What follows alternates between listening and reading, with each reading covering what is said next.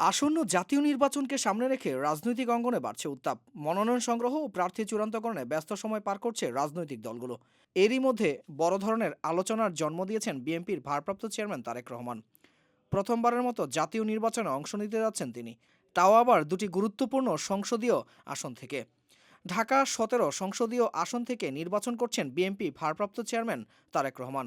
আজ সকালে রাজধানীর সেগুনবাগিচায় ঢাকা বিভাগীয় কমিশনারের কার্যালয় থেকে তারেক রহমানের পক্ষে মনোনয়নপত্র সংগ্রহ করেন বিএনপি চেয়ারপারসনের একান্ত সচিব এবিএম আব্দুস সাত্তার।